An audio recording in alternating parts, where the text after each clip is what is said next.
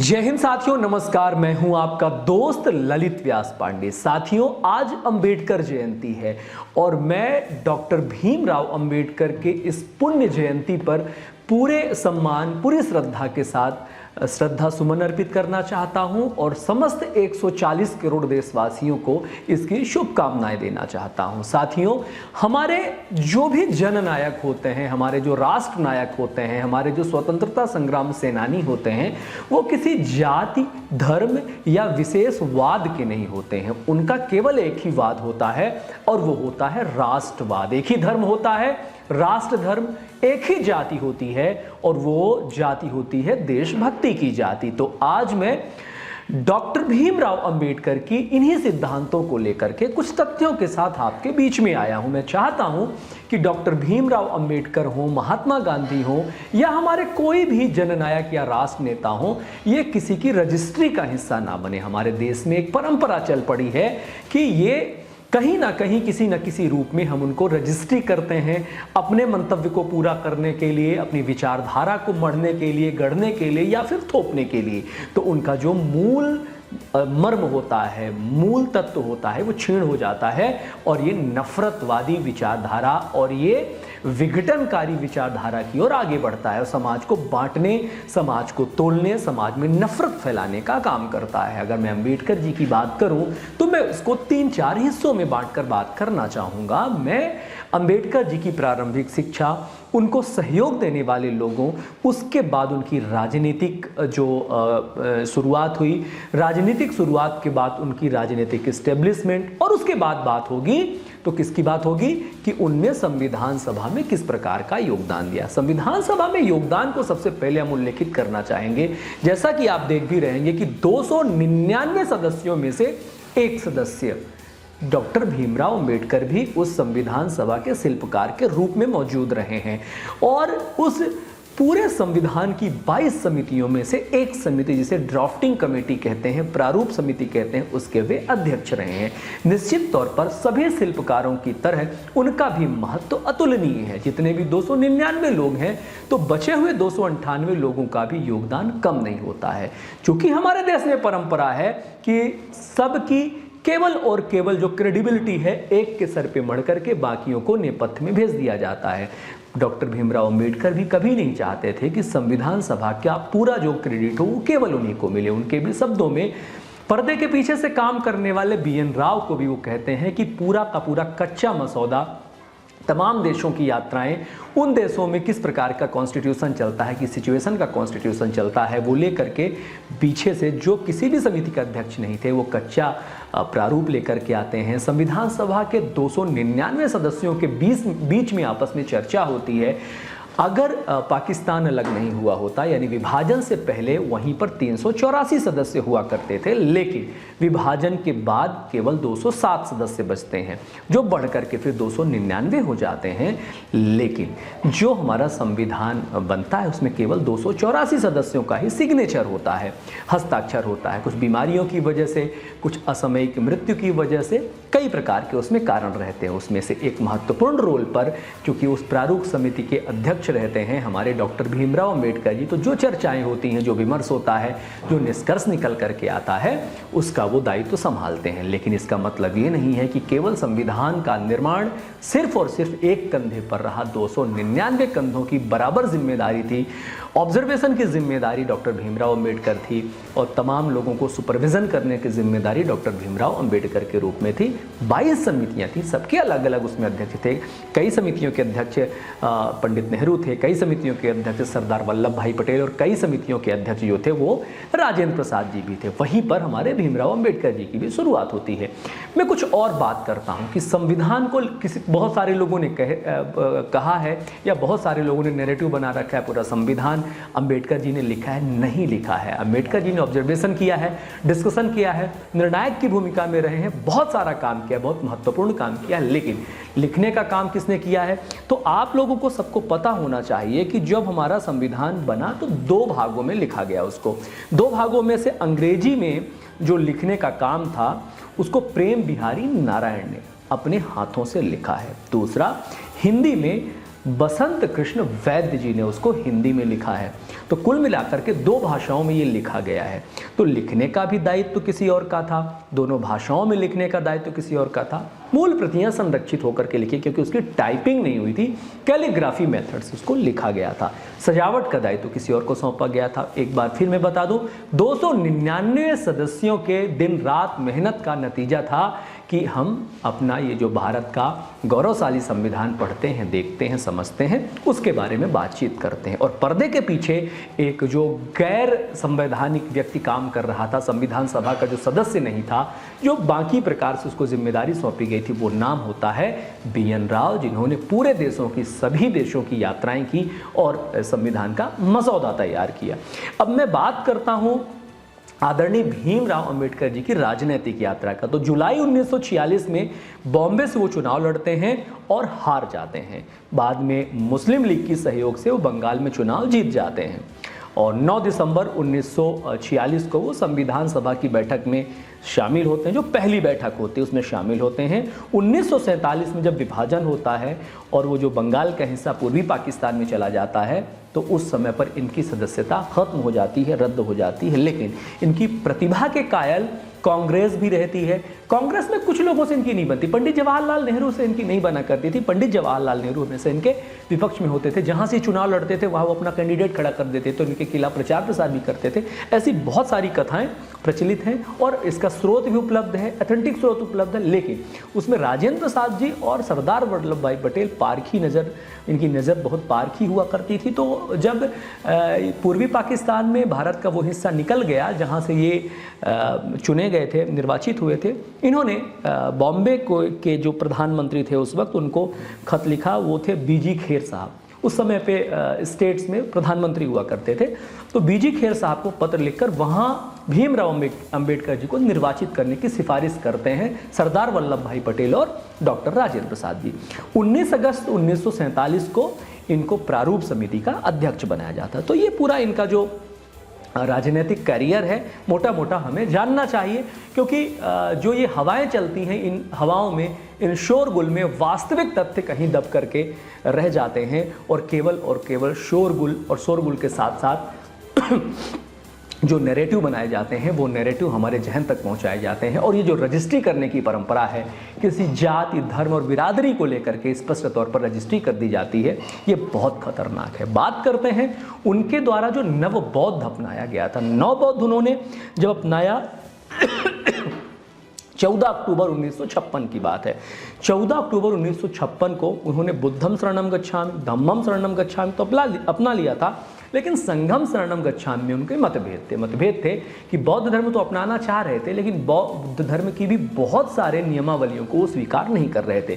जैसे वो पुनर्जन्मवाद, ईश्वरवाद, पूजा पद्धतिवाद, इन तमाम चीज़ों के वो धुर विरोधी थे। तो इसका वो बहुत खंडन करते थे, श्राद्ध वगैरह का खंडन करते थे, दुनिया दुख से भरी हुई इन बातों का खंडन करते थे। तो बौद्ध धर्म की भी बहुत सारी विसंगतियों को वो मना कर देते हैं और उनकी 22 प्रतिज्ञाओं को वो स्वीकार करते हैं। 22 प्रतिज्ञाओं के साथ इसे नवबौद्ध कहा जाता है। इसको नवबौद्ध यानी पूरी की पूरी तौर पर ये बौद्ध नहीं होते हैं, नव बौद्ध धर्म की स्थापना करते हैं। इसी के आधार पर इनके नवबौद्ध की स्थापना हो जाती है और यहाँ से उन्होंने हिंदू धर्म की जो ईश्वर प्रणाली है, राम कृष्ण, इन तमाम मूर्ति पूजा वगैरह, इन तमाम का विरोध करते हैं। अमृत भोज का विरोध करते हैं। महिलाओं को लेकर के इनका बहुत ज़्यादा मामला रहता है, महिलाओं की शिक्षा को लेकर के, महिलाओं के उत्थान को लेकर के काम बहुत शानदार तरीके से करते हैं और पूरा इनका कार्यकाल बहुत बेहतरीन होता है। हाँ, जो विसंगतियां हैं, विसंगतियों के खिलाफ ही आवाज़ मुखर करके ये जन नेता बने थे और राष्ट्र नेता बने थे। बात करते हैं हम इनके द्वारा और प्रारंभिक तौर पर जब कहा जाता है कि ये इनके खिलाफ थे ब्राह्मण या फिर ये ब्राह्मणों के खिलाफ थे, तो उनमें से कैसी कैसी विसंगतियाँ निकल करके आती हैं वो मैं बताता हूँ। पहले जब ये स्कूल में थे, इनकी प्रतिभा के कायल हो गए थे इनके स्कूल के शिक्षक भी। तो इनके जो स्कूल के शिक्षक थे कृष्णा महादेव अंबेडकर, इन्होंने ही इनको अंबेडकर का नाम दिया था, क्योंकि इनका जो वास्तविक नाम था वो वास्तविक नाम था भीमराव सकपाल। सकपाल इनकी उपजाति हुआ करती थी, लेकिन इनके पिताजी का जो गांव था उस गांव का नाम था अंबाडावे। ध्यान से सुनिएगा, इनकी गांव का नाम था अंबाडावे। तो इनके गांव के नाम उस समय पर जो उपजातियां होती थी गांव के नाम पर भी हुआ करती थी। तो इनके स्कूल में जो नाम रजिस्टर्ड है वो नाम रजिस्टर्ड था सकपाल अंबा डावेकर। और उस समय पर जो जाति व्यवस्था थी बहुत खतरनाक थी, छुआछूत की जो परंपराएं थी और पीड़ितों इनको दलितों को सताया जाना ये थी, ये समाज में ये विसंगति बहुत समय से चल रही थी, उस वक्त भी थी। तो इनके जो शिक्षक थे वो ब्राह्मण थे और इनकी प्रतिभा के वे बहुत कायल थे। इनको इस जातिवादी विसंगति का सामना ना करना पड़े के लिए, चूंकि नाम लगभग मिल रहा था अंबा डावेकर और उनका नाम था कृष्णा महादेव अंबेडकर, उन्होंने अपना जो उपनाम था, उपजाति थी, वो इनके साथ जोड़ दिया। तो अब ये जाकर के भीमराव अंबेडकर बन जाते हैं। तो भीमराव अंबेडकर के नाम से जाने जाते हैं। आज भी स्कूल के रिकॉर्ड में इनका जो नाम दर्ज है वो दर्ज है भीमराव अंबा डावेकर, अंबा डावेकर। तो ये थे इनके जो टीचर थे, टीचर का नाम क्या था? कृष्णा महादेव अंबेडकर। और ये कृष्णा महादेव अंबेडकर ने अपना अंबेडकर इनको दे दिया था, तो इनका नाम भीमराव अंबेडकर हो गया था। बात करते हैं और आगे। उस समय पर इनको बाहर जाना था, बाहर अमेरिका से पढ़ाई करनी थी। तो अमेरिका के कोलंबिया यूनिवर्सिटी में पढ़ने के लिए इनको स्कॉलरशिप की ज़रूरत हुई। तो बड़ौदा के समाज जो सयाजी राव गायकवाड़ थे 1913 में इनको 25 रुपये प्रति माह की स्कॉलरशिप देते हैं। तब जा कर के ये अमेरिका के कोलंबिया यूनिवर्सिटी में अपनी वहाँ की शिक्षा ग्रहण करते हैं। शिक्षा ग्रहण करके आने के बाद इनको फिर से अपनी शिक्षा पूरी करनी होती, क्योंकि कई डिग्रियाँ ये इन्होंने ली हैं, कई प्रकार की पढ़ाइयाँ की हैं, उसके बारे में बाद में बात कर लेंगे। तो एक और आते हैं कोल्हापुर के छत्रपति साहू जी महाराज, और लंदन जाने के लिए इनका इंतजाम करते हैं। वहाँ जाकर के ये ठीक तरीके से पढ़ाई करते हैं और अध्ययन करते हैं। तो जो गायकवाड़ जी थे ये भी सवर्ण समाज के थे, जो वो पंडित जी थे वो भी सवर्ण समाज के थे। तो अंबेडकर जी को लगातार सवर्ण समाज के द्वारा प्रोत्साहन मिलता रहा है। हर जाति धर्म में कुछ विसंगतियां होती हैं, ब्राह्मण समाज में भी बहुत सारी विसंगतियां रहीं, लेकिन सारे लोग खराब होते हैं ऐसा नहीं होता है। लेकिन जो लगातार अंबेडकर जी की फोटो के पीछे नैरेटिव गढ़ा जा रहा है, नैरेटिव बनाया जा रहा है, हजारों साल का वो जो वन है, हजारों साल का शोषण है, इस प्रकार का नैरेटिव हमारे समाज को विखंडन करता हुआ नजर आ रहा है। हम सब लोग आगे बढ़ चुके हैं और आगे बढ़कर एक दूसरे को गले लगा रहे हैं, एक दूसरे से हाथ मिला रहे हैं, साथ में भोजन कर रहे हैं और सब कुछ हो रहा है। लेकिन कुछ लोग अपनी राजनीतिक रोटियां सेकने के लिए ऐसे महापुरुषों की फोटो के पीछे अपनी घटिया पॉलिटिक्स करते हैं और उसका शिकार आज के युवाओं को बना रहे हैं, और युवा भी इनकी चपेट में आते जा रहे हैं, जो आगे चल करके समाज में विखंडन का बहुत बड़ा कारण है। इसी वजह से मैंने सोचा इनके बारे में कुछ ऐसे तथ्य लाए जाएं जो बिल्कुल ऑथेंटिक हो, स्रोतों के माध्यम से जो प्राप्त किए गए हो। मनुस्मृति की बात आती है। मनुस्मृति को इन्होंने दहन किया था, ये घटना बिल्कुल सत्य घटना है। मनुस्मृति का दहन 25 दिसंबर 1927 को महाराष्ट्र के रायगढ़ जिले में महाड़ सत्याग्रह के अंतर्गत होती है। उसका वजह क्या होती है? देखिए, मनुस्मृति मैंने भी पढ़ा है। मनुस्मृति के कुछ श्लोक ऐसे हैं जो दलित विरोधी दिखाई देते हैं, स्त्री विरोधी दिखाई देते हैं। उनका कहना सिर्फ यही था, ये किसी जाति और धर्म का विरोध नहीं है, ये सामंतवादी विचारधारा का विरोध है। किसी भी संविधान में समय काल परिस्थिति के अनुसार बदलाव किए जाते हैं, लेकिन इस पुस्तक में ये बदलाव दिखाई नहीं देता। लेकिन जब मैंने और रिसर्च की तो वहां मैंने पाया कि मनुस्मृति की जो मूल प्रति है वो मूल प्रति पहले ही विखंडित हो चुकी थी, और ये संशोधित प्रति थी जिसमें कई प्रकार का मिक्सअप किया गया था। मैकाले शिक्षा नीति और जो उपनिवेशवाद था, उपनिवेशवाद की ही ये देन थी कि मनुस्मृति जो हमारा सबसे बड़ा संविधान था, संविधान के साथ छेड़छाड़ कर दिया जाए तो हमारे यहाँ जो जातिगत व्यवस्थाएं हैं उनके बीच में फूट डाल करके शासन किया जाए। केवल यही कारण था कि मनुस्मृति की वास्तविक प्रति नहीं होने के कारण जो उसमें अक्षर टंकित हैं, वर्णित हैं, वो निश्चित तौर पर दलित विरोधी दर्शाए गए हैं, दिखाए गए हैं। उसी का विरोध था कि सामंतवादी शासन प्रशासन का विरोध, दलितवादी शोषणकारी नीतियों का, दमनकारी नीतियों का विरोध करने के लिए इन्होंने जब मनुस्मृति का दहन किया था, तो मनुस्मृति का जो दहन करवाया था इन्होंने, वो गंगाधर नीलकंठ सहस्त्रबुद्धे के हाथों करवाया था। और ये गंगाधर नीलकंठ सहस्त्रबुद्धे चित्पावन ब्राह्मण था, ब्राह्मण के हाथ से करवाया था। और स्पष्ट तौर पर बोला गया था कि किसी जाति और धर्म का दहन नहीं हो रहा है, ये केवल विसंगतियों का दहन हो रहा है। लेकिन कुछ अम्बेडकरवादी उसको लेकर के एक बार फिर मुखर हो जाते हैं। उन्होंने कहा था कि मनुवादी, मनुवाद और इन तमाम चीज़ों को लेकर के उसको अनर्गल गाली के रूप में इस्तेमाल करते हैं। लेकिन उनका जो मूल सिद्धांत है, इन कुपढ़ों को कौन सिखाए कि उनका मूल सिद्धांत समाज में विघटन फैलाना नहीं था, समाज में विसंगति फैलाना नहीं था, समाज को एक सूत्र से जोड़ना था, समाज को एकजुट करना था। और जिस भी प्रकार से समाज में कहीं भी कुरीति है, क्या होता है कि परंपरा और जो कुरीतियाँ होती हैं, रूढ़िवादिता होती है, श्रुति परंपरा होती है, क्योंकि उस समय पे शिक्षा की इतनी बहुत अच्छी व्यवस्था तो थी नहीं। शिक्षा की व्यवस्था श्रुति परंपरा के आधार पर थी, तार्किक व्यवस्थाएं बहुत ज़्यादा थी नहीं बीच में, क्योंकि बार बार हमारे ऊपर हमले दर हमले हो रहे थे, कई बार आक्रमण हो रहे थे। उन आक्रमणों के चलते बहुत सारी चीज़ें श्रुति परंपरा के साथ बचा करके रखी गई थी। लेकिन श्रुति परंपरा में पारंपरिक चीज़ें जो रूढ़िवादिता से टच करते हुई हमें लाभ पहुंचाने वाली चीज़ें हैं, वो समाज में हस्तांतरित हुई। हस्तांतरण का कारण ये रहा कि वहाँ पर विसंगतियाँ रह गई। विसंगतियों को दूर करने की बजाय उनके साथ संघर्ष करना, ये समझदारी और तर्कपूर्ण शिक्षा हो ही नहीं सकती। जिस शिक्षा की हम लोग बात करते हैं, जिस शिक्षा से लड़ करके अम्बेडकर उस जमाने में दो बार उन्होंने विदेशी विश्वविद्यालयों से शिक्षा प्राप्त की थी। तो जरा सोचिए कि अगर केवल इतनी ही ज़्यादा विसंगति होती तो उनको कौन बाहर भेजता। और बाहर भेजने वाले कौन थे? उनकी प्रतिभा थी, लेकिन प्रतिभा की पहचान करने वाले तो सवर्ण लोग ही थे। सवर्ण लोगों ने उनको सपोर्ट किया, बाहर भेजा। उसके बाद उनको मुख्य धारा में शामिल करने वाले लोग भी सवर्ण थे, जैसे राजेंद्र बाबू थे।